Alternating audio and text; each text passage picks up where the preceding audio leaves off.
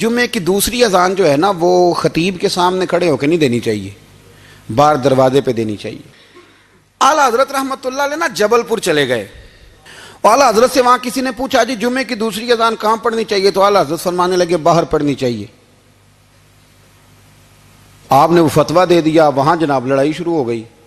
وہاں لوگوں نے کہہ دیا جناب ہمارے ہاں 40 سال سے ہو رہی ہے، کسی نے کہا 35 سال سے۔ اعلیٰ حضرت فرمانے لگے دین تجربے سے نہیں آتا، دین علم سے آتا ہے۔ یعنی 40 سال تجربہ ہو گیا تو اس کا مطلب ہے آپ عالم ہو گئے۔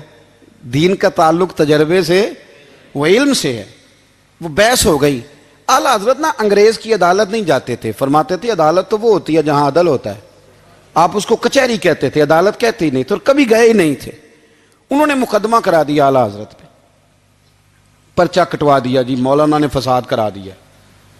اب وہ جج مسلمان تھا، اس نے ریڈ کر لیا۔ وہ جو نائب قاصد نہیں، وہ ادری جس کو کہتے ہیں آوازیں دیتا ہے، فلاں بن فلاں حاضر ہو، وہ اعلیٰ حضرت کا مرید تھا۔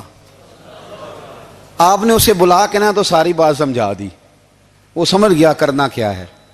جب باری آئی نا اعلیٰ حضرت کی تو جج صاحب نے کیس پہلے پڑھ لیا تھا کہ یہ مسئلہ ہے، مولانا کہتے ہیں اذان باہر پڑھو تو کچھ لوگ کہتے ہیں سامنے پڑھنی چاہیے۔ اس نے کہا بھی بلاؤ مولانا رضا علی خان ولد نقی علی خان۔ وہ کہنے لگا کھڑا ہو کے نا جج کے سامنے، کانوں میں دونوں بالکل جج کے آواز دینی تھی نا باہر جا کے، تو جج صاحب کے سامنے جج صاحب کی طرف منہ کر کے کہنے لگا مولانا رضا علی خان ولد نقی علی خان حاضر ہو۔